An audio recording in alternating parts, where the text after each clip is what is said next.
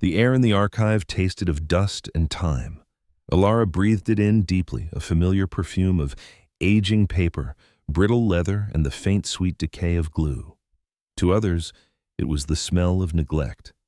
To her, it was the scent of sanctuary. At 13, Alara Kowalski knew the house of Sterling and Finch better than some of the junior clerks who hurried through its polished marble halls. They knew the grand atrium with its soaring columns and the brass nameplates that gleamed with self-importance. She knew its forgotten heart, the sub-basement archive, a labyrinth of rolling shelves where the firm's long memory was left to gather dust. She sat on a small wooden stool, a pool of light from a single bare bulb illuminating the heavy legal tome open on her lap. Principles of Ethelberg Property Law, 3rd edition.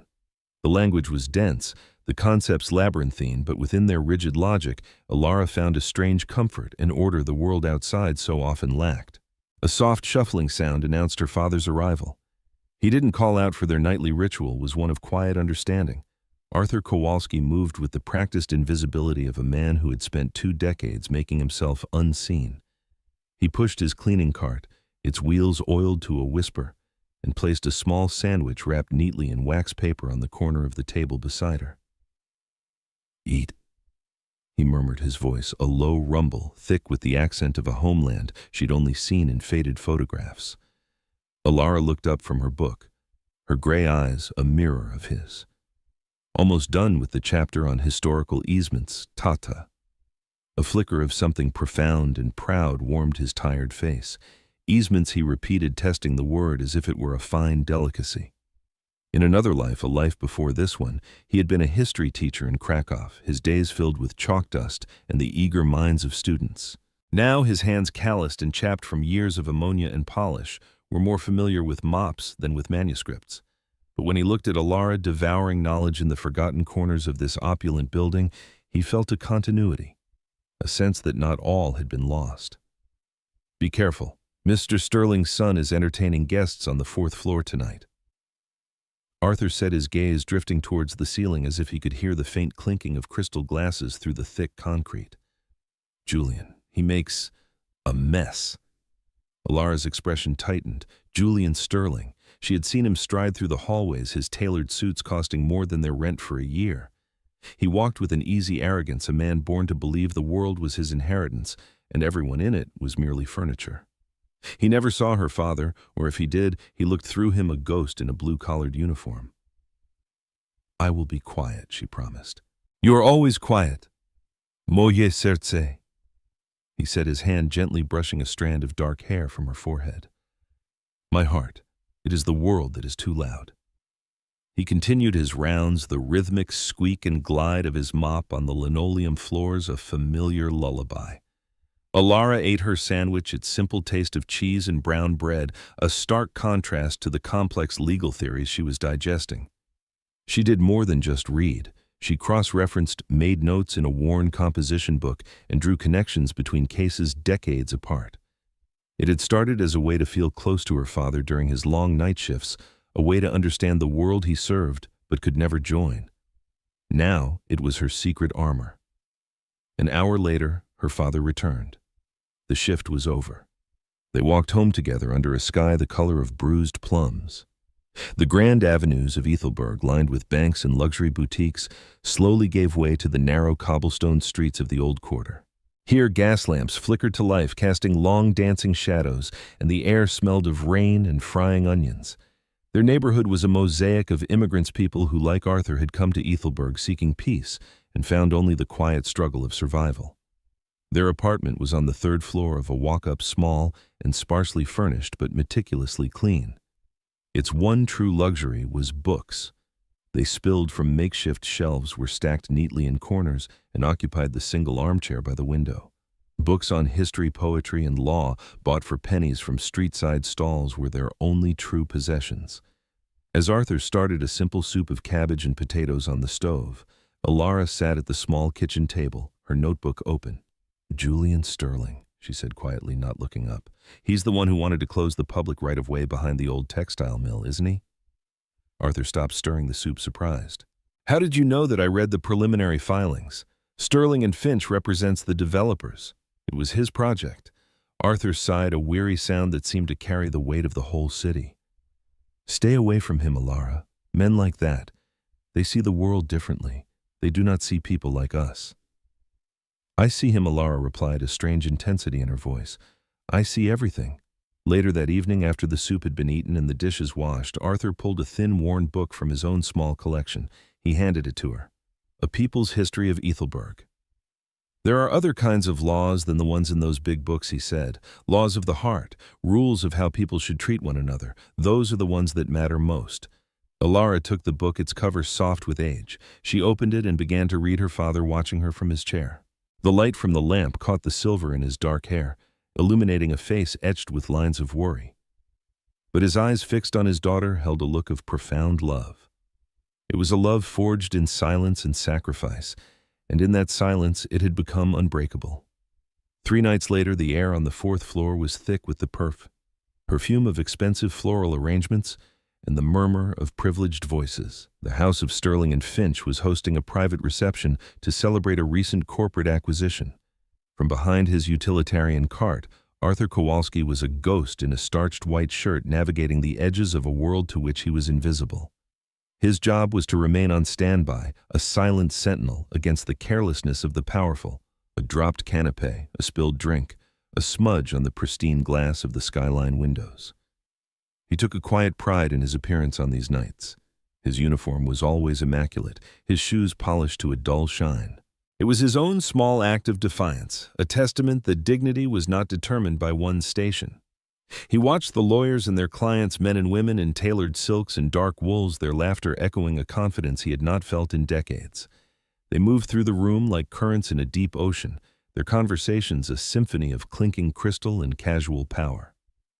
Julian Sterling was holding court near the grand fireplace. He was leaning against the marble mantelpiece, a glass of deep blood-red wine held loosely in his hand. His laugh was sharp, not joyful, cutting through the general hum of the room each time he spoke. He wasn't celebrating a victory. He was basking in his own inherent superiority. Arthur was buffing a small smudge from a brass sconce when it happened. Julian, mid-anecdote, pushed himself away from the fireplace and turned, making his way towards the bar. His path intersected directly with Arthur's. There was ample space to pass a wide sea of Persian rug between them, but Julian seemed to drift, his eyes fixed on some distant point over Arthur's shoulder. It was a stumble so exaggerated it was almost theatrical. Julian's arm lurched forward, and the contents of his glass, a full measure of expensive Bordeaux, arced through the air.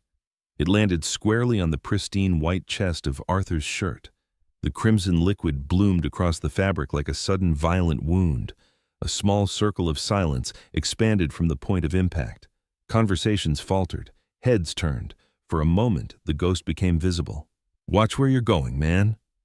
Julian slurred, though his eyes were perfectly clear and steady. He looked down at the dark stain, a smirk playing at the corners of his mouth. "Oh, look at that. A tragedy." Arthur stood frozen, the shock of the cold liquid seeping through to his skin, followed by a wave of heat that rose to his cheeks. He could feel dozens of eyes on him, curious, indifferent, faintly amused. He said nothing, his training in invisibility taking over. He reached for the clean white cloth he kept tucked in his belt. "Don't worry," Julian said, his voice loud enough for the surrounding guests to hear. He placed a hand on Arthur's shoulder, a gesture that was not comforting, but proprietary. "A man in your position is used to stains, I imagine. It comes with the territory." The insult, so casually delivered, landed with the force of a physical blow. It wasn't about the wine or the shirt. It was a public branding, a reminder of his place. The averted gazes and uncomfortable smiles of the other guests confirmed it. They were witnesses, but not allies. In their world, a ruined suit was a tragedy. A humiliated janitor was merely an inconvenience. Arthur's jaw tightened, but his voice, when he finally found it, was steady and low. "It will wash out, sir." He did not look at Julian. He focused on the stain on his own chest, then on the small puddle of red on the priceless rug. With practiced, deliberate movements, he knelt, blotted the spill with his cloth, and rose to his feet. He met no one's eye. With his back ramrod straight, he pushed his cart towards the service elevator, the dark, wet map of his humiliation displayed for all to see. The murmur of the party resumed behind him, closing the brief interruption as if he had never been there at all. The accusation came 2 days later. It did not happen in the quiet shadows of the night shift, but in the bright, unforgiving light of a Tuesday morning. Arthur was polishing the brass nameplates in the main atrium, an act he performed with the same care a gardener tends to prize roses. The firm was bustling with its morning energy. Julian Sterling burst through the main glass doors, his face a mask of calculated fury. He did not stride, he stormed. He ignored the receptionist's greeting and marched directly to the center of the atrium where Arthur was working. "Where is it?" Julian's voice was a blade slicing through the morning calm. Arthur straightened up slowly, his polishing cloth still in hand. "Sir." "Don't play dumb with me, Kowalski," Julian snarled, using his name for what Arthur thought was the very first time. "The Ashworth deeds, they're gone." A few clerks paused, their document-filled hands hovering. The receptionist looked up, her eyes wide with alarm. I don't know what you're talking about," Arthur said, his heart beginning a slow, heavy drum against his ribs. "Historical land deeds, irreplaceable documents from the archive," Julian announced to the growing audience, "taken from the secure vault sometime over the weekend, a vault that you and only a few senior partners have access to for cleaning." He spat the last word as if it were poison. The implication was as stark and ugly as the wine stain on his shirt. "Sir, I have never stolen anything in my life," Arthur said, his voice trembling slightly, not with guilt but with a rising sense of dread. He saw the trap closing around him, saw the cold, predatory satisfaction in Julian's eyes. This was not about deeds. This was the second act of the humiliation. "The security logs show your access card was used to enter the archive at 3 a.m. on Sunday morning," Julian declared, producing a printout from his leather briefcase. "Long after your shift ended. What were you doing in there, Kowalski, looking for more things to polish?" Just then, 2 uniformed police officers entered the atrium. They moved with a quiet, somber purpose, their presence silencing the last of the office chatter. Julian nodded towards them, a general dispatching his troops. "That's him," Julian said calmly. "The thief." From the arched doorway of the sub-basement stairwell hidden in the shadows, Alara watched it all. She had come to return a book to the archive before school. She saw the false fury on Julian's face. She saw the bewildered terror in her father's eyes. She saw the cold, impersonal finality as the officers approached him. She saw the circle of silent watching clerks and lawyers. It was another stage, another performance, and once again, her father was the main attraction. As they put his hands behind his back, her father's gaze swept the atrium in a desperate, searching look. It passed right over the shadowed doorway where she stood, but Alara felt it like a physical touch. In that moment, the dusty, forgotten laws in her books ceased to be theory. They became the only weapons she had. The arrest was a quiet, suffocating affair. There were no wailing sirens, no shouted commands, just the soft click of handcuffs closing around her father's wrists. The sound, small as it was echoed in the vast marble atrium, a definitive metallic punctuation mark at the end of his 20-year career. Arthur did not resist. He stood with a stoic, almost unnatural stillness, his face pale and his gaze fixed on some distant, unseen point. It was the same look of practiced resignation he wore when cleaning up the careless spills of the wealthy. Only this time, he was the spill. Alara remained frozen in the shadows of the stairwell, her heart hammering against her ribs like a trapped bird. She watched them lead her father away. His steps were measured, his back straight, a man trying to hold on to the last shreds of his dignity in the face of absolute ruin. The employees of Sterling and Finch, the clerks, the paralegals, the junior associates parted for the small procession. They averted their eyes, their faces a mixture of pity, discomfort, and a grim, unspoken relief that it wasn't them. They were cogs in a machine, and a faulty cog was simply being removed. When the heavy glass doors swung shut behind them, the silence they left was more profound than any noise. Julian Sterling stood in the center of the atrium, a look of somber, manufactured concern on his face. "A truly sad day," he said to the firm's senior partner who had emerged from his office to witness the denouement. 20 years of service only to end in such a betrayal of trust. The lie was so blatant, so perfectly delivered, it made Alara feel sick. She shrank back into the stairwell, the cold stone pressing against her spine. The world had just tilted on its axis, and she was struggling to find her balance. Her Aunt Clara, her mother's sister, was waiting for her at the school gates, her face etched with a frantic worry that she tried and failed to hide from the child. Clara was a seamstress, a pragmatic woman whose hands were always busy, but now they fluttered uselessly at her sides. "Alara," she began, her voice cracking. Something has happened at your father's work." "I know," Alara said, her own voice startlingly calm. "I saw." The journey to the Central Police Precinct was a blur of blurred cityscape and the heavy unspoken words that hung between them. The building itself was a monument to institutional indifference, gray, imposing, and smelling of stale coffee and antiseptic. They were directed to a small, airless waiting room where time seemed to slow to a crawl. Hours later, they were finally allowed to see him. The visiting room was a cage within a cage divided by a thick panel of scratched and cloudy plexiglass. Telephones on either side provided the illusion of connection. When Arthur walked in, dressed in a loose-fitting gray uniform that swallowed his frame, he looked smaller, diminished. The exhaustion in his face was so profound it seemed to have settled into his very bones. But when he saw Alara, a faint light flickered in his eyes. He sat down and picked up the receiver. Alara did the same, pressing the cold plastic to her ear. Her hand was small and pale against the scarred black handset. "Alara," he began, his voice raspy, "you should not be here. This is no place for you." "Where else would I be, Tata?" she asked, her gaze unwavering. "Listen to me," he said, leaning forward, his voice dropping to a desperate whisper. "Whatever they say, whatever documents they show you, I did not do this. You must believe me." "I do believe you," she said, her tone firm. "I was there. I saw Julian Sterling's face. He was lying." A wave of relief washed over Arthur's features, so powerful it almost brought him to tears. He had been so afraid that the shame, the sheer weight of the accusation would poison even his daughter's view of him. "What happened?" Alara asked, her voice shifting, becoming less that of a scared child and more that of a clinical inquisitor. "Tell me everything, from the party to this morning. Every word he said, every person who was watching." Arthur hesitated. "This is not your burden, Moshe Serse. There will be a lawyer paid for by the state who will have 50 other cases and will tell you to plead guilty to make his life easier." She countered the words, startlingly astute. "No. Tell me." He looked at his daughter, then truly looked at her. He saw the fierce intelligence in her eyes, the rigid set of her jaw. This was not the little girl who read storybooks at his side. This was someone else, someone forged in the fire of this new, terrible reality. So he talked. He told her about the wine stain, about the casual cruelty of Julian's words, about the cold silence of the other guests. He recounted the confrontation in the atrium, the fabricated security logs, the smug satisfaction on Julian's face. Alara listened, her eyes never leaving his.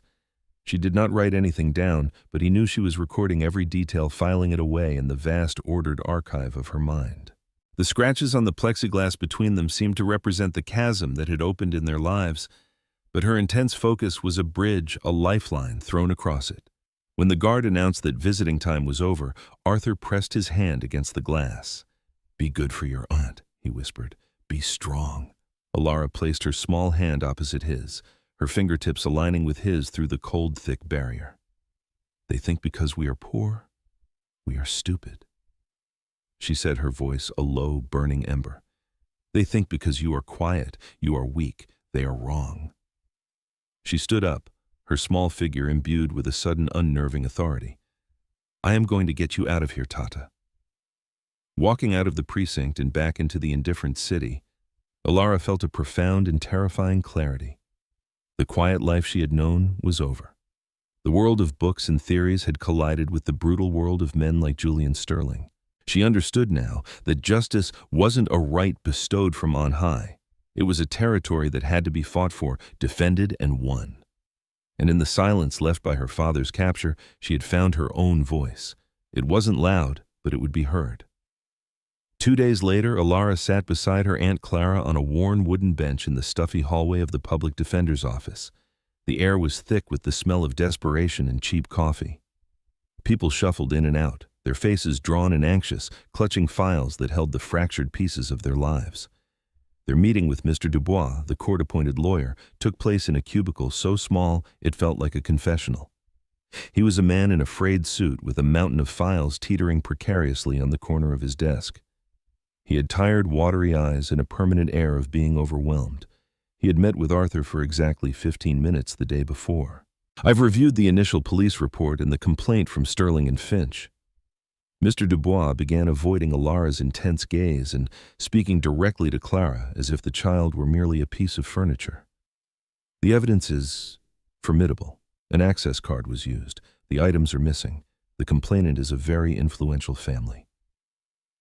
My father is innocent, Alara stated, her voice cutting through his weary monologue. Dubois finally glanced at her, a flicker of annoyance in his eyes. Child, in these situations, innocence is a complicated concept. The prosecution will paint a picture of a disgruntled employee with an opportunity. Given your father's background, he paused, choosing the word carefully. Jury might find that picture convincing. The unspoken word hung in the air: immigrant. A man from the East, a janitor, an easy target for suspicion. What is your strategy? Alara pressed, ignoring her aunt's gentle restraining hand on her arm. Dubois sighed, a long, rattling sound of defeat. The best strategy is to mitigate the damage. The prosecutor is willing to offer a plea agreement. If your father pleads guilty to a lesser charge, perhaps misdemeanor theft, he might get away with probation, maybe a few months of jail time. It avoids a costly trial and the risk of a much longer sentence. He would have a criminal record, Alara said flatly. He would lose his residency status. He would lose everything for a crime he did not commit. It's the smart play, Dubois insisted, his voice taking on a patronizing tone. It's about being realistic. It's about being easy. Alara shot back, for you. That evening, the quiet of their small apartment felt different. It was no longer a peaceful sanctuary, but the tense silence of a command center before a battle. Clara was at the sewing machine, its rhythmic whirring a frantic counterpoint to the storm brewing in Alara's mind. The lawyer's advice echoed as a declaration of surrender. If they wouldn't fight for her father, she would. She made her decision. After her aunt had fallen into an exhausted sleep, Alara slipped out of the apartment.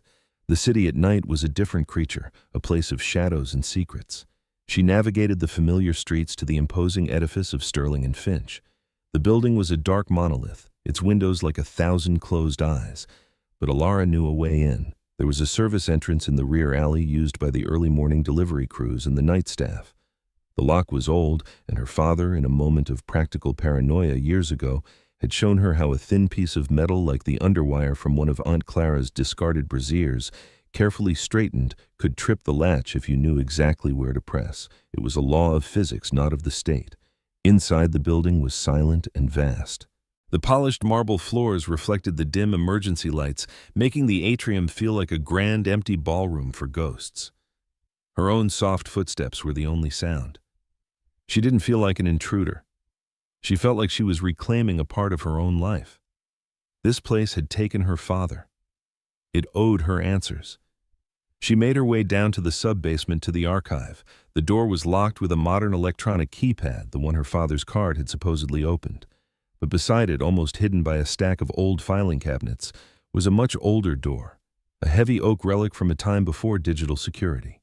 It was barred, but the key, as she knew from long nights of observation, was kept on a small hook behind a loose fire extinguisher casing, a key for emergencies. This, she decided, was an emergency. The air inside the old archive was even denser, colder. This was the truly forgotten section, the pre-digital records. Bound ledgers as heavy as gravestones, cardboard boxes brittle with age, and rolled maps that cracked if you looked at them too intently. It smelled of history itself. Mr. Dubois saw a security log. Alara saw a lie, and to prove a lie, you needed the truth. She didn't look for anything related to the modern vault or to Julian Sterling. That was his story, his fabrication. She needed to find her father's story, the truth of his work. With a small penlight held between her teeth, she began to work. She pulled out the nightly janitorial logbooks, handwritten volumes stretching back 30 years. She found her father's familiar, neat script recording his rounds night after night, year after year. Floor 4 spill cleaned, floor 12 bin overflowing, all clear, a life documented in mundane, honest detail. She cross-referenced the logs with the building's maintenance records, which were also stored here. She was looking for patterns, for anomalies, for the one loose thread that would unravel the entire tapestry of deceit. For hours she worked, a small, determined ghost in a sea of paper. She found the original architectural plans for the building from 1928. She unrolled ancient deeds for the land on which the firm now stood. Their wax seals crumbled, the ink faded but still legible.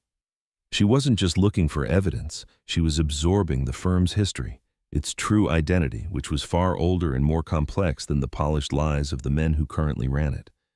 Just before dawn, as the first gray light began to filter through the grimy basement windows, she found it. It wasn't a smoking gun, but something much quieter, much more subtle. It was a work order from 6 months prior, signed by Julian Sterling himself. It authorized a full security upgrade and rewiring of the sub-basement level, specifically around the main vault. Attached was a technician's report. It noted a critical flaw in the new system. The network logging protocol is not properly isolated. It is possible for an administrator with root access to manually edit or clone keycard entry data without leaving a digital trace on the primary server. The technician had recommended an immediate fix. Scrawled at the bottom of the page in Julian's arrogant handwriting were the words, "Noted. Defer for budget review Q4. He hadn't fixed it. He had known about the flaw. He had left a back door open. Alara carefully took a photograph of the document with the small second-hand phone her aunt had given her. She photographed the janitorial logs from the night of the alleged theft. She photographed the old deeds that described the Ashworth land not as a single parcel, but as a collection of smaller plots, many with complex centuries-old right-of-way laws attached. As she slipped back out into the waking city, the file in her mind was no longer just about defending her father. It was about prosecuting his accuser. Mr. Dubois wanted to play defense. Alara was preparing to attack. The preliminary hearing was held in Courtroom 4 of the Ethelberg Palace of Justice, a chamber designed to make mortals feel insignificant. Dark carved wood paneling rose halfway to a ceiling so high it seemed to gather its own shadows. The air was heavy with the scent of old law books and floor polish, a smell Alara now associated with both sanctuary and dread. High above the judge's bench, the scales of justice were carved into the oak, blindfolded and impassive, a symbol that felt more like a cruel irony than a promise. Alara sat on the hard bench in the public gallery, squeezed between her Aunt Clara and a collection of strangers who seemed to be permanent fixtures in these halls of judgment. Clara nervously pleated the fabric of her skirt, her knuckles white. Alara, by contrast, was perfectly still. She wore her best dress, a simple navy blue garment that was now slightly too short at the wrists and ankles. In her lap she clutched a cardboard folder, worn at the edges, containing the carefully organized notes and photographs she had amassed. It felt as flimsy as a child's shield against a dragon. She watched the procession of defendants shuffle before the bench. They were tired, confused, and defeated before they even began. Each was a brief, mumbled tragedy, a petty theft, a public intoxication, a life unraveling in 5-minute increments. They were processed, not heard, their fates decided with the brisk, impersonal efficiency of a factory assembly line. Then the bailiff's voice boomed, "Case number 734B, the State versus Arthur Kowalski." Her father entered from a side door, escorted by a guard. The sight of him in the ill-fitting state-issued jumpsuit sent a sharp physical pain through Alara's chest. The drab orange fabric was designed to strip a person of their identity, to pre-brand them as guilty. He looked pale under the stark courtroom lights. His shoulders slumped as if carrying a physical weight. When his eyes found her in the gallery, he attempted a small, reassuring smile, but it was a fragile, heartbreaking thing. Mr. Dubois, their appointed defender, ambled to the defense table, dropping his overstuffed briefcase with a weary thud. He offered Arthur a brief, distracted nod, his attention already focused on a text message he was trying to type discreetly on his phone. The courtroom rose as the judge entered. Judge Valerius was a woman who seemed carved from the same stern material as the bench she occupied. In her late 50s, with silver hair swept back in a severe bun and a face that held the impassive authority of old money and older institutions, she was a pillar of Ethelberg's legal establishment. Alara had researched her thoroughly. Valerius was not a Sterling by blood, but she was a product of the same world, the same private schools, the same social clubs, the same unspoken alliances that bound the city's elite together. She was a longtime friend of the Sterling family, a fact conveniently omitted from any official record but widely known in the circles that mattered. A conflict of interest so profound it was simply part of the architecture. Mr. Kowalski. Judge Valerius began, her voice crisp and devoid of warmth, as she scanned the file before her. You are charged with grand larceny and breach of fiduciary trust. How do you plead? Before Arthur could speak, Dubois answered for him, his voice flat.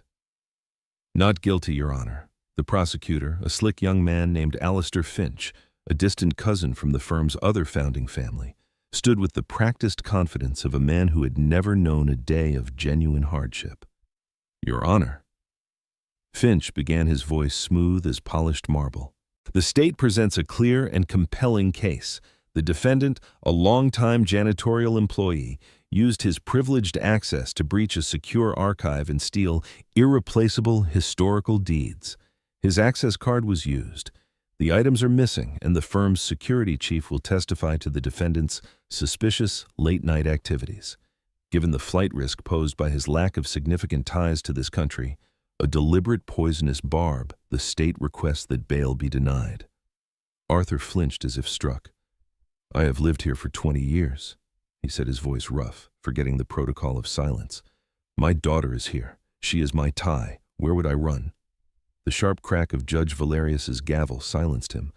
"The defendant will remain silent unless addressed by the court. Mr. Dubois, control your client." Dubois placed a placating hand on Arthur's arm, whispering something that looked like, "Don't make it worse."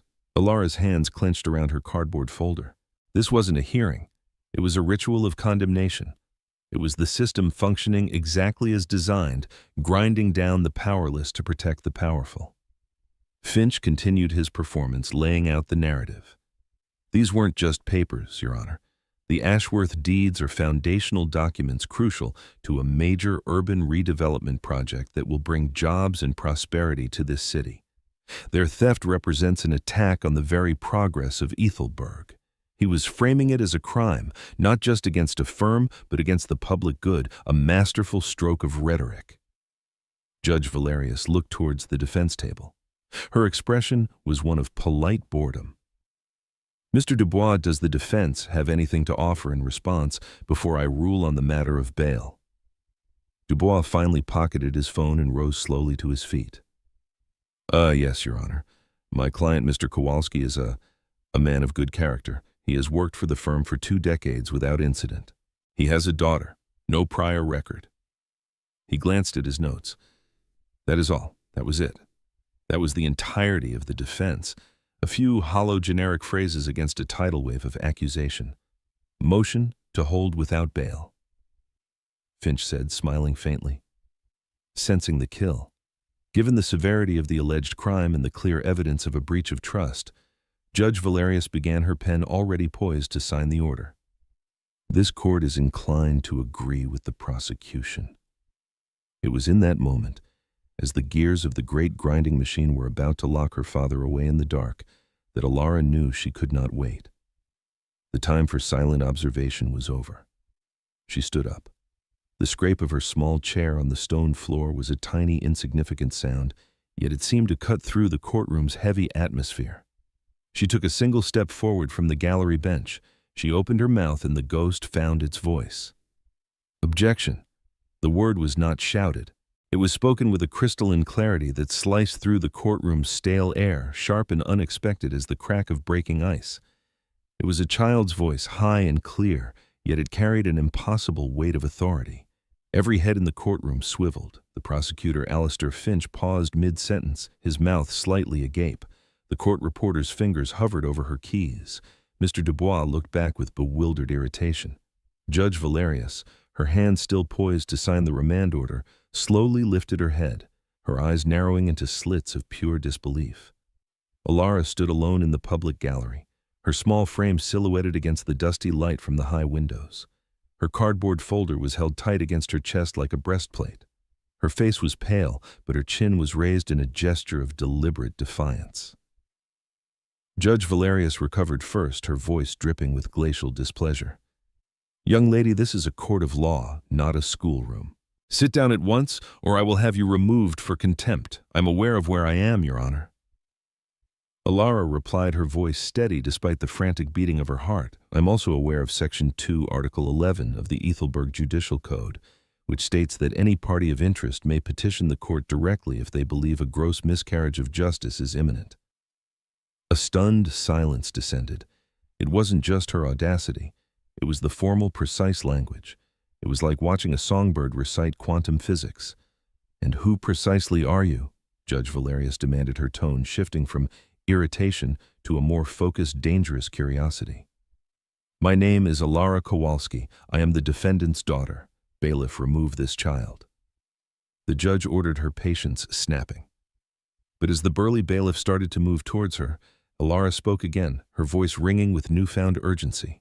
Under the precedent set in State v. Petrovich, a 1954 ruling by this city's Supreme Court, the definition of party of interest was expanded to include immediate family members in cases where the state's action threatens the fundamental structure of the family unit. Imprisoning my father, my sole guardian, qualifies. The bailiff hesitated, glancing uncertainly at the judge. He, like everyone else, was now caught in this strange, unforeseen current. Alistair Finch let out a short, incredulous laugh. Your Honor, this is a farce. The girl is playing make-believe. Am I? Alara retorted, turning her piercing gaze on him. Is it make-believe that my father's counsel has spent more time consulting his telephone than his client? Is it make-believe that he has failed to present a single piece of exculpatory evidence or challenge the prosecution's narrative? In any meaningful way, Dubois shot to his feet, his face flushing a deep mottled red. I object. Her accusations are baseless and insulting. Are they? Alara's voice was cold. Then perhaps you can tell the court the content of the technician's report attached to the security upgrade work order signed by Julian Sterling 6 months ago, the one that explicitly warned of a flaw allowing keycard data to be manipulated. Dubois' mouth opened, then closed. He stared at her, utterly dumbfounded. He had never seen that report. He had never even thought to look for it. The atmosphere in the courtroom had transformed. The air crackled with tension. The bored spectators were now leaning forward, their eyes wide. A journalist in the back row began to scribble furiously in his notepad. This was no longer routine. This was a story. How could you possibly know of such a thing? Judge Valerius asked, her voice dangerously quiet. Because unlike my father's lawyer, I did my own discovery, Alara said simply. Which is why I am formally requesting to dismiss Mr. Dubois for ineffective assistance of counsel and petitioning to serve as my father's legal advocate myself. This time the laughter started with Finch, a full-throated, condescending roar that was quickly picked up by some of the other lawyers in the room. Even the bailiff cracked a smile. The absurdity of the request was a release valve for the tension she had built. Arthur stared at his daughter from the defense table, a look of mingled terror and awe on his face. Alara, no child. What are you doing? He whispered into the dead microphone before him. She met his eyes across the expanse of the courtroom. What you taught me, Tata, she mouthed silently. To stand up. Judge Valerius did not laugh. She watched the small, unmoving girl who stood her ground amidst the mockery. Something in Alara's posture, in the fierce intelligence of her eyes, in the impossible specific details she was citing, sent a chill down the judge's spine. This was not a child playing. This was something else entirely. She banged her gavel, the sharp crack silencing the room. Enough. Your motion is noted and for the sake of sanity denied. You are a child. You are not a member of the bar. You have no standing to practice law. With respect, Your Honor. Alara countered immediately, the founder of Sterling and Finch, Thaddeus. Sterling himself was never formally educated in law. He apprenticed and was admitted to the bar on the strength of his own studies, a practice that was common until the Bar Act of 1922. The Constitution of this city guarantees a defendant the right to counsel of their choosing. It does not specify the age or certification of that counsel. Judge Valerius stared at her. You are citing legal history now. I'm citing the foundations of the system you preside over, Alara said. She took a step forward, leaving the gallery and entering the main body of the court. You are right, I am not a member of the bar. So I propose a compromise. The old tradition. Let me stand for an oral examination. Here, now. Finch was on his feet again. This is ridiculous. I will not be a party to this circus. Why not? The judge asked, her eyes gleaming with a new complex light. She looked at Finch. Are you afraid she knows the law better than you do, Mr. Finch? She then turned her gaze to Alara. It was a challenge, a test, and a door creaking unexpectedly open. Very well, Miss Kowalski. Let us test the foundation of your knowledge. Consider the floor yours. The oral bar begins now. Mr. Finch, you may pose the first question. Finch, momentarily stunned by the judge's sudden reversal, quickly recovered a predatory smile spreading across his face. This would be easy. He would crush her with a simple question and end this charade for good. "Very well," he said, his voice dripping with condescension. "Define the principle of mens rea." Mens rea. Alara began without a moment's hesitation, her voice filling the silent courtroom. "The guilty mind. It refers to the criminal intent necessary to establish liability for a crime. However, the more relevant principle here is actus reus, the guilty act. The prosecution has presented a fabricated security log as proof of a guilty act, but has conveniently ignored the evidence that the system itself was flawed and could be altered. Therefore, you have not definitively proven the actus reus, making any discussion of mens rea entirely premature." She had not just answered the question, she had turned it back on him, using it as a weapon to attack the very heart of his case. The predatory smile vanished from Alistair Finch's face. In the gallery, the journalist was writing so fast his pen was a blur. Judge Valerius leaned back in her chair, a look of profound, unsettling astonishment on her face. The oral examination had begun, and the child was winning. Judge Valerius surveyed the courtroom, her face an unreadable mask of judicial composure. But behind her eyes, a storm was raging. The child had not only answered the question, she had dismantled its premise and simultaneously attacked the prosecution's foundation. This was not luck, it was strategy. "The court acknowledges Ms. Kowalski's competency," the judge declared, the slight hesitation imbuing the word with immense significance. "The petition to serve as co-counsel with Mr. Dubois, remaining as counsel of record, is granted for the remainder of this preliminary hearing. We will proceed. Mr. Finch, call your first witness, Alistair Finch." His face, pale with a fury he was struggling to contain, felt the control of the proceedings slipping through his fingers. He had planned to breeze through this hearing, a simple slam dunk. Now, he was in a battle of wits with a 13-year-old. He had to regain the upper hand. "The prosecution calls Mr. Miles Hedges," he announced. A sturdy man in his late 40s with the rigid posture of an ex-military officer walked to the witness stand. Miles Hedges, the head of security for Sterling and Finch, was a company man through and through. His suit was expensive, but fit him poorly, a thin veneer of corporate respectability over a core of brute loyalty. He took the oath with a confidence that felt rehearsed. Finch led him through a series of simple, direct questions. "Mr. Hedges, were the Ashworth deeds present in the secure vault on Friday afternoon?" "Yes, I confirmed it myself." "And were they present on Monday morning?" "No, they were gone." "And the security logs, did they show an unauthorized entry over the weekend?" "They showed one entry, 3:17 a.m. Sunday morning, using the defendant's access card, an access card that should not have been in the building at that time." "That is correct, thank you." "No further questions," Finch concluded, throwing a look of triumph towards the defense table as if to say, "Refute that." Judge Valerius turned. "Ms. Kowalski, your witness." Alara stood and walked towards the witness stand. She did not carry her cardboard folder. She carried nothing. Her small stature made her seem utterly unintimidating as she stood before the witness box, yet her presence commanded the room's full attention. "Mr. Hedges," she began, her voice polite and calm. "You have been head of security for Sterling and Finch for how long?" 7 years, he answered, puffing out his chest slightly. "And in that capacity you wrote the firm's official security protocol manual, did you not?" "I revised the latest edition, yes, so you are intimately familiar with its contents." "I am." "Your Honor," Alara said, turning to the judge, "I would like to have the Sterling and Finch Security Protocol Manual Edition 3.5 entered as Defense Exhibit A." Finch jumped up. "Objection. Relevance. The witness's testimony is based on his adherence to these protocols. His credibility rests upon them. It is therefore entirely relevant," Alara stated smoothly. "Objection overruled." Judge Valerius said, a flicker of interest in her eyes, "Let the document be entered." The bailiff brought the thick binder-bound manual to Alara. She opened it on the lectern, her small hands moving with unerring purpose. "Mr. Hedges," she continued, "could you please read Section 4, subsection B for the court?" Hedges leaned forward, squinting at the page she indicated.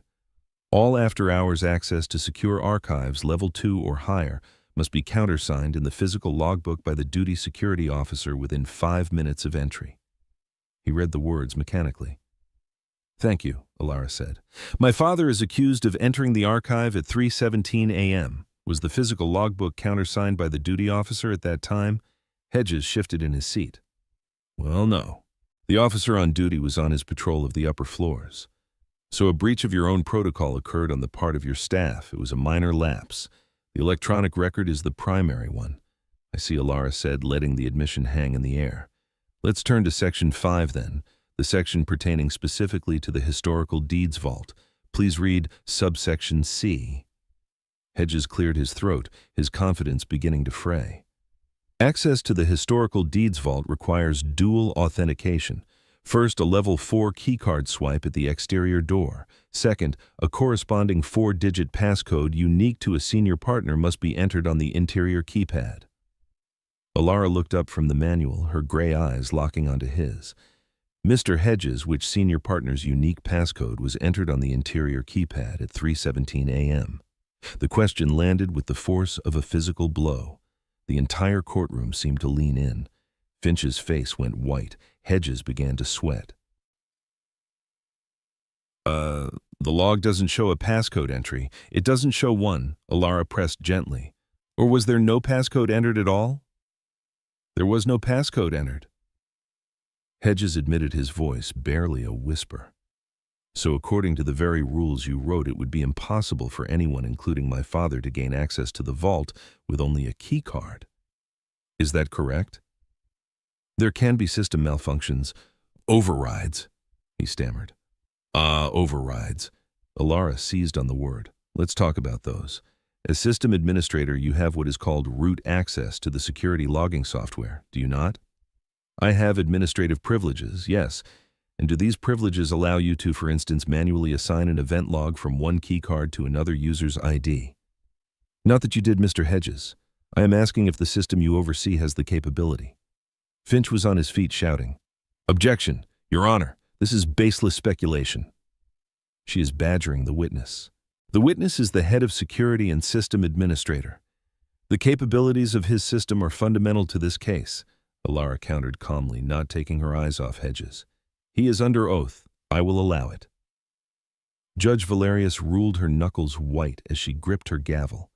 Answer the question, Mr. Hedges. Miles Hedges looked trapped. He glanced desperately towards Julian Sterling, who was now sitting in the front row of the gallery, his face a thundercloud. But Julian couldn't help him now. He was on his own, under oath in a court of law, being questioned by a child who had somehow impossibly found the precise truth. Technically, he finally mumbled, wiping a bead of sweat from his brow. In the case of a critical diagnostic, it is technically possible. Alara closed the manual. The sound echoed in the stunned silence. So it is technically possible, she summarized, her voice ringing with clarity, for someone with your access to make it appear as though my father's card was used when it wasn't. It is technically possible to bypass the two-factor authentication that would have stopped him. And it is a fact that your own staff failed to follow protocol on the night in question. Yet, my father is the one in the jumpsuit. She turned away from the witness stand. No further questions, Your Honor. The air in courtroom 4 was thick with the wreckage of Miles Hedges' credibility. He shuffled away from the witness stand, a man visibly diminished, his corporate armor pierced and his authority shattered. Alistair Finch stood at the prosecution table, his face a mask of crumbling plaster. His entire case had been built on the unassailable fortress of electronic data, and a 13-year-old girl had just shown the whole court that its gates were unlocked and its guards were liars. Judge Valerius looked at Finch. Does the prosecution wish to redirect? Finch stammered, "The state." "We need a moment to confer, Your Honor." He was stalling, trying to stop the bleeding. The prosecution's case was a ship taking on water, and he was frantically searching for a bucket. But Alara gave him no quarter. She did not return to her seat. She did not pause. She pressed her advantage. "Your Honor," she said, her voice cutting through Finch's floundering. "Before the prosecution decides how to repair its case, the defense requests permission to call a witness out of order." Finch spun around. "Objection. This is highly irregular. This is my case in chief. The defense cannot simply interrupt to present its own witnesses."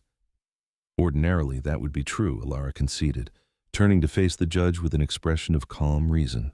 However, Rule 18.3 of the Ethelberg Code of Criminal Procedure allows for judicial discretion in the sequencing of witnesses if it serves the immediate clarification of facts pertinent to potential prosecutorial misconduct. The testimony of Mr. Hedges strongly suggests that the evidence presented by the prosecution is at best unreliable. My witness's testimony will speak directly to the character and intent of the complainant, Mr. Julian Sterling, and will provide crucial context for the evidence already heard. It will clarify, not confuse. Judge Valerius looked from the fuming prosecutor to the preternaturally composed child. The logic was once again impeccable. The girl was not just fighting the case, she was teaching a masterclass in procedure. A slow, dangerous smile touched the judge's lips. This was no longer a hearing, it was a reckoning. Objection overruled, she said curtly. The court's interest in the truth outweighs procedural convention in this instance.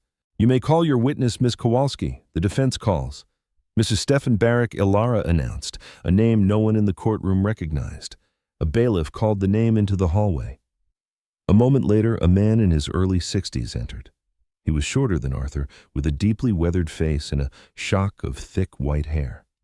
He wore a simple, clean work shirt and trousers clothes that were neat, but not meant for a courtroom.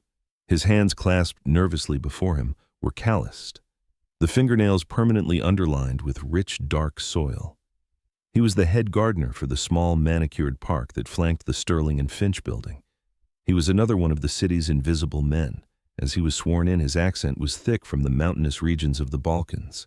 He kept his eyes downcast, clearly terrified of his surroundings. Julian Sterling watched his entrance from the gallery, his face hardening from fury into a cold, dangerous stillness. Ilara approached him gently as if calming a frightened animal. Mr. Barrick, thank you for coming. Could you please tell the court what your job is? I'm gardener for the park by the law building, he said, his voice quiet. And do you know my father, Arthur Kowalski? Yes. A good man, a quiet man.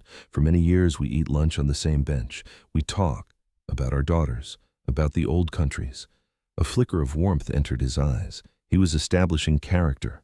Arthur was not an isolated, disgruntled employee. He was part of a community. Mr. Barrick, I want to draw your attention to a conversation you had about 2 weeks ago on a Tuesday afternoon. Do you recall speaking with Mr. Julian Sterling near the rose bushes at the west end of the park? Stefan's hands tightened. He swallowed hard. Yes, I remember. Can you please tell the court what Mr. Sterling said to you? Stefan took a deep breath. He asked me about my work. Then he have a special job for me. A bonus. He say a rival law firm has a partner who likes the park. He wanted me to put something in this man's briefcase when he left it on the bench. A small package. A murmur rippled through the courtroom. Did he tell you what was in the package? Ilara asked. No. He say, better you don't know, just say you found it. A loyal employee. But his eyes were not good. It felt dirty. What did you tell him, Mr. Barrick? I say no. I'm gardener. I do not touch what is not mine. My father, he teach me this. My hands are for the soil, not for schemes. The simple dignity in his words was devastatingly powerful. Ilara's voice remained soft, but her next question was aimed like a dagger at Julian. And what was Mr. Sterling's reaction when you refused? Stefan hesitated, his gaze darting towards Julian in the gallery. He saw the cold fury there and visibly flinched. Tell the court, Mr. Barrick, Ilara encouraged gently. You are under oath. You are safe here. Stefan looked at Arthur at the defense table, then back at Ilara, drawing strength from their shared struggle. He got angry, he whispered.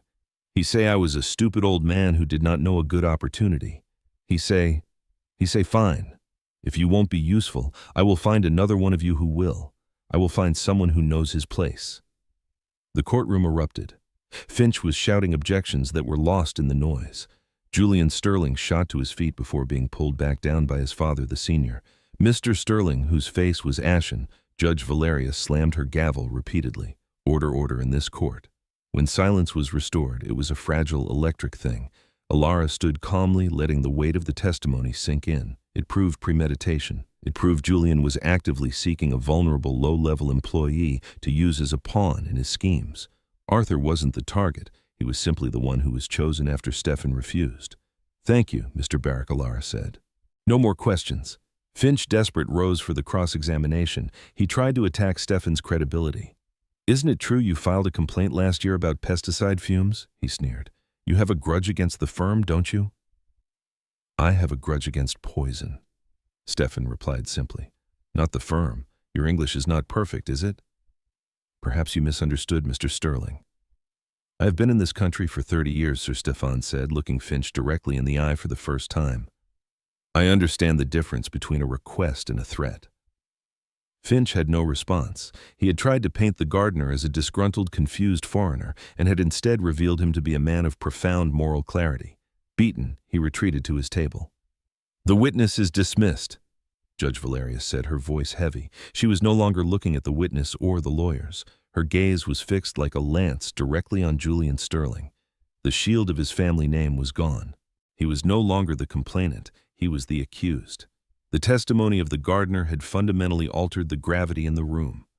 The weight of suspicion had shifted, moving from the hunched figure in the orange jumpsuit to the impeccably dressed man in the front row of the gallery. Julian Sterling sat rigid, a statue of pure fury, his carefully constructed world collapsing around him in real time. Judge Valerius, her face a thunderous mask, looked down from her bench. The proceedings were no longer about bail. They were about the exposure of a deep systemic rot. The law in her courtroom had been used as a weapon by the privileged against the powerless, and she had almost been the one to pull the trigger. Miss Kowalski, she said, her voice dangerously calm, does the defense intend to call any further witnesses at this time? Just one more, Your Honor, Alara replied. Her voice, though quiet, resonated with the finality of a closing door.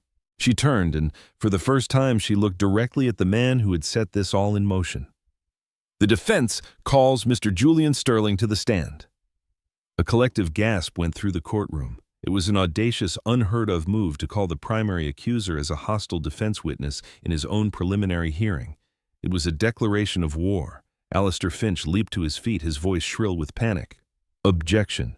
Outrageous. My client cannot be compelled to testify against himself. I am not calling him as a defendant, Mr. Finch, Alara countered coolly. I am calling him as the complainant, the man who set these events in motion. His credibility, his motives, and his actions are the very heart of this matter. He has made an accusation. The defense has the right to question it. She turned to the judge. Unless, of course, Mr. Sterling wishes to invoke his right against self-incrimination.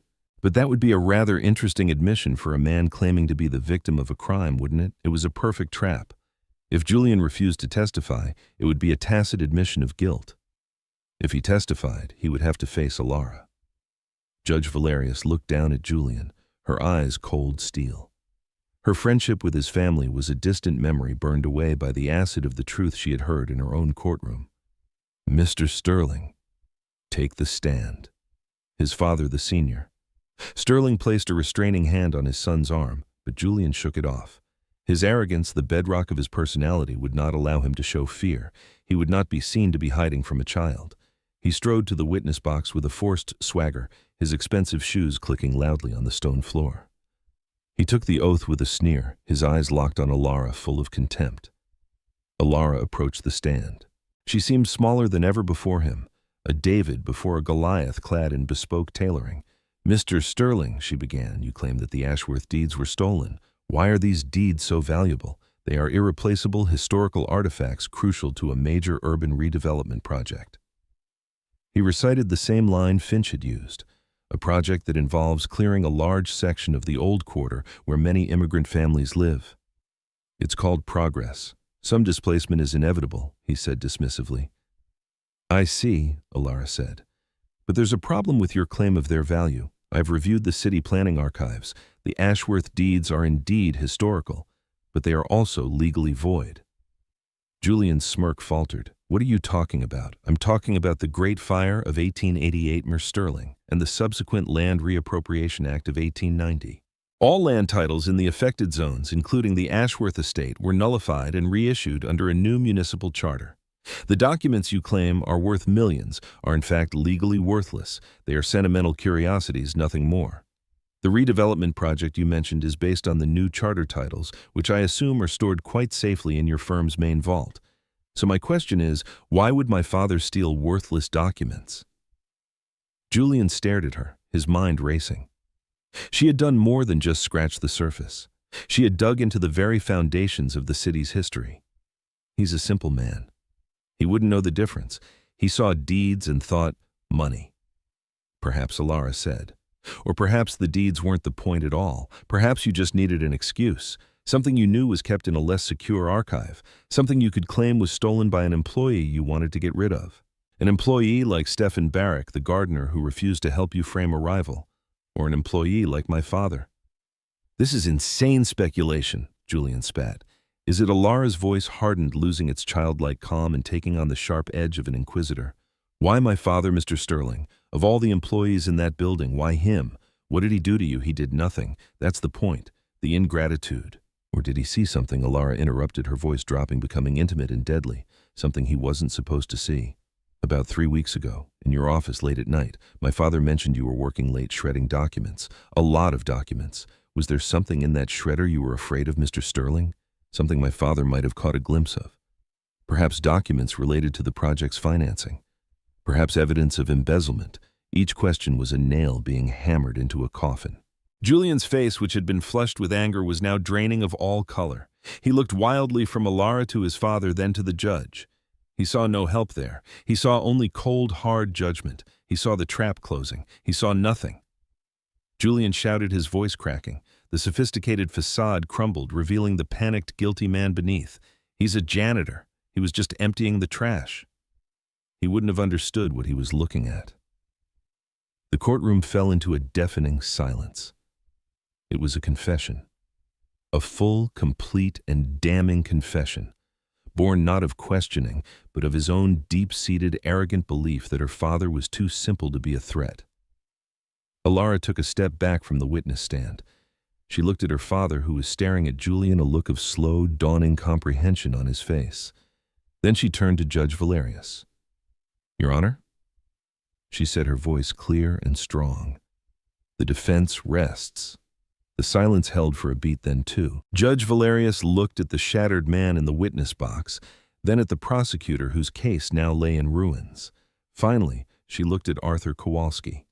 Mr. Finch, she said, her voice like the tolling of a great bell. Does the prosecution have any reason why I should not dismiss all charges against the defendant and launch an immediate investigation into conspiracy, perjury, and malicious prosecution on the part of your client? Finch stood a man defeated. He could only shake his head, unable to speak. So ordered, Judge Valerius declared. Her gavel came down with a thunderous crack that echoed the collapse of an empire. All charges against Arthur Kowalski are dismissed with prejudice. Mr. Kowalski, you are free to go. She then pointed a finger first at Julian, then at the witness stand where Miles Hedges had sat. Bailiff, take Mr. Julian Sterling and Mr. Miles Hedges into custody. As chaos erupted, Arthur was unshackled. He stumbled from the defense table, his legs weak. Alara ran to him, and he caught her burying his face in her hair. The tears he had held back for days finally came, not tears of sorrow, but of a profound, soul-shaking vindication. He held his daughter, his small, fierce warrior, his quiet heart. In the grand, cold courtroom that was designed to crush men like him, she had not only saved him, she had brought the temple down on the heads of the wicked. The aftermath of the hearing did not explode into the city's consciousness with the fury of a media firestorm. Ethelberg's elite were experts in managing their scandals, and the Sterling name was a fortress built over generations. The initial news reports were models of journalistic restraint, speaking of irregularities in a preliminary hearing, unexpected testimony, and an ongoing investigation into a senior executive at Sterling and Finch. The articles were relegated to the inner pages of the financial section, a quiet containment of a deeply embarrassing affair. But in the hushed corridors of power in law firms and judges' chambers and the smoke-filled rooms of exclusive city clubs, the story spread like wildfire. A child, the daughter of a Polish janitor, had single-handedly dismantled one of the city's most powerful young men with nothing but a library card and an unshakable belief in her father. It was a legend whispered over brandy and cigars, a cautionary tale for the arrogant. For Arthur and Alara, the first hours of freedom were surreal. They walked out of the Palace of Justice, not into a throng of reporters, but into the quiet gray of a Tuesday afternoon. The city seemed unchanged, its citizens rushing past, oblivious to the monumental battle that had just been won within its walls. They took the bus home, the familiar rumble and hiss, a strange comfort after the cold formality of the court. Back in their small apartment, the silence was different now. It was not the tense silence of impending doom, but the deep, quiet peace of a storm that has passed. Aunt Clara wept openly, hugging them both until they could barely breathe, murmuring prayers of thanks in a mixture of Polish and the city's tongue. She made them a feast of pierogi and roasted sausage, a celebration that filled the small rooms with the scent of home and survival. Arthur barely spoke. He moved through the apartment as if reacquainting himself with his own life, touching the worn spines of his books, looking out the window at the familiar rooftops of the old quarter. He was a man pulled back from the edge of a great abyss, and he was still blinking in the light. 2 days later, a long, cream-colored envelope arrived. It had no return address, but the thick watermarked paper and elegant script spoke of its origin. It was from Judge Valerius. Alara opened it with steady hands. Inside was not an official court document, but a handwritten letter on the judge's personal stationery. Miss Kowalski, I have been a practitioner and a steward of the law for 30 years. I have prided myself on my ability to discern truth from falsehood. On Monday, you revealed to me that my discernment was clouded by the assumptions of my class and the loyalties of my station. You came to my court seeking justice, but you also brought it with you. You reminded me that the law is not merely a set of rules to be administered, but a moral force that must be actively wielded, especially on behalf of those who cannot wield it for themselves. I have formally recused myself from all further matters related to the Sterling case and have filed a petition with the Judicial Oversight Committee calling for a full, independent investigation into the practices of Sterling and Finch.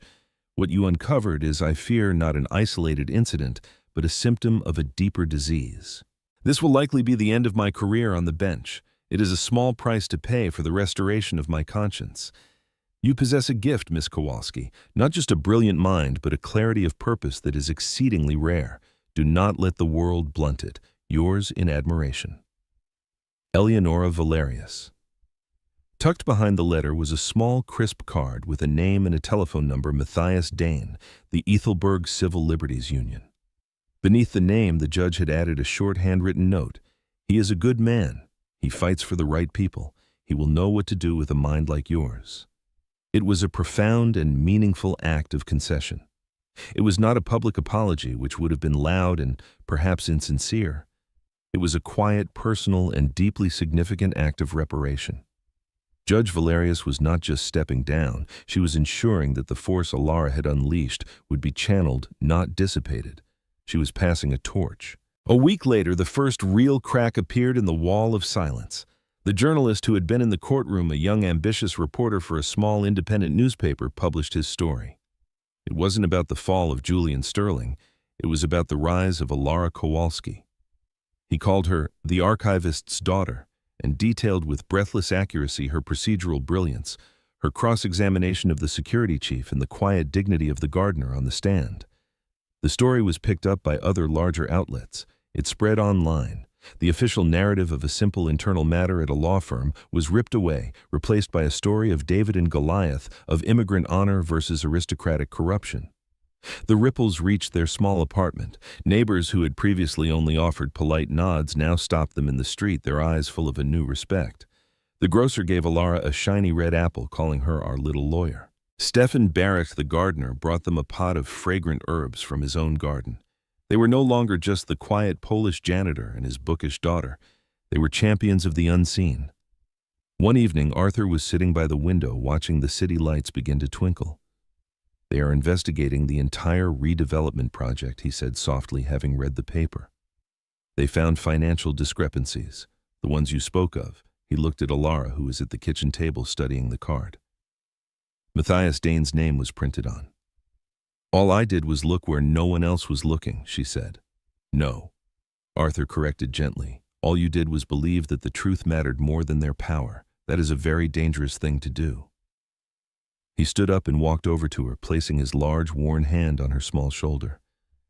Your mother, she would have been so proud of you, Alara. She always believed that one person's courage could be a light in the darkness. The pond of their quiet life had been shattered, but the ripples spreading outwards were not waves of destruction. They were waves of change, of hope. And in the center, a 13-year-old girl held a judge's letter and a lawyer's business card, contemplating her next move. The fall of the House of Sterling and Finch was not swift, but it was absolute.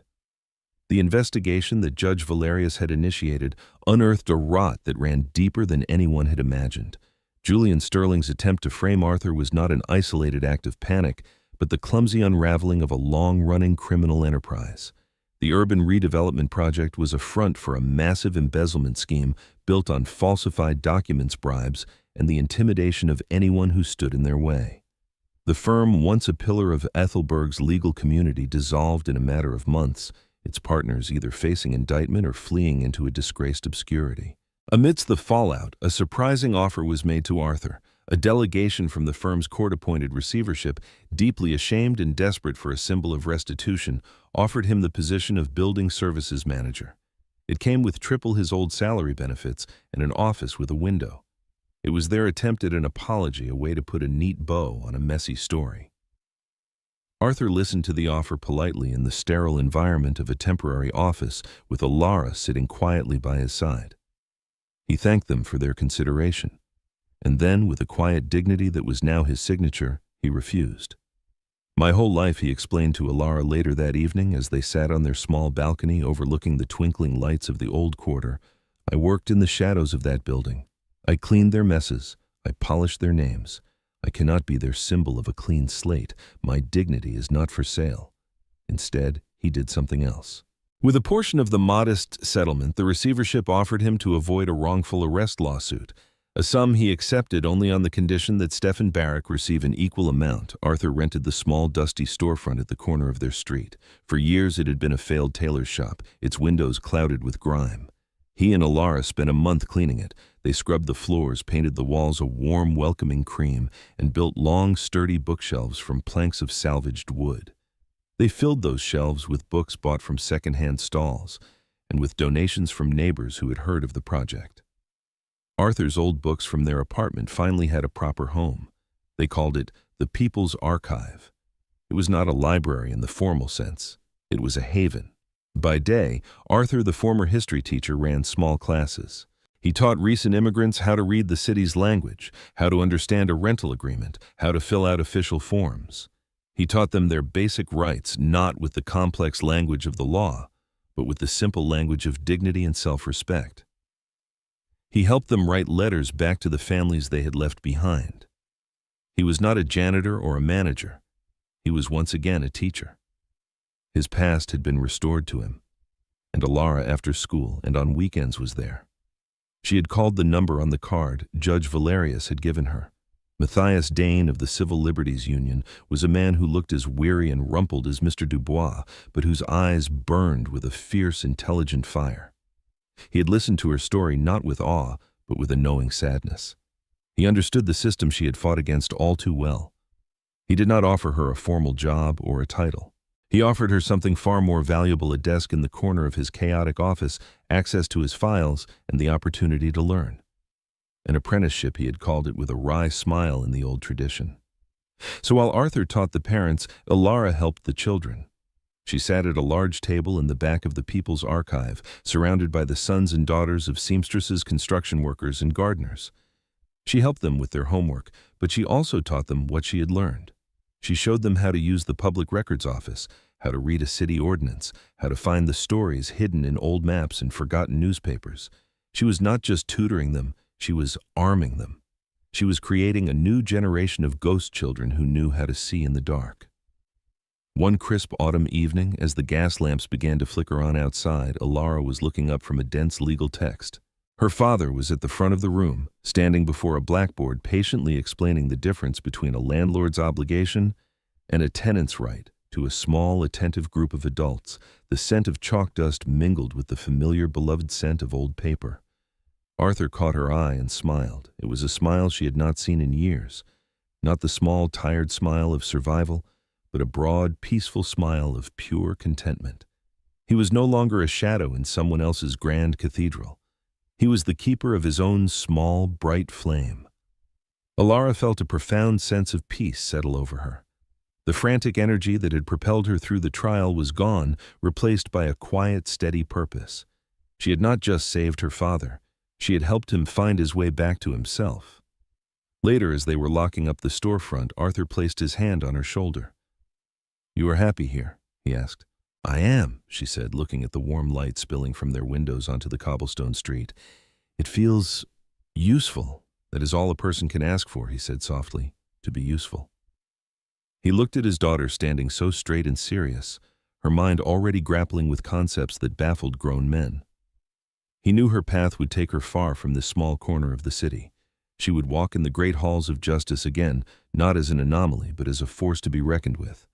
But he also knew she would always carry the heart of this place with her, the quiet dignity of her father, the simple courage of the gardener, the unshakable belief that the truth, no matter how deeply buried, was always worth digging for.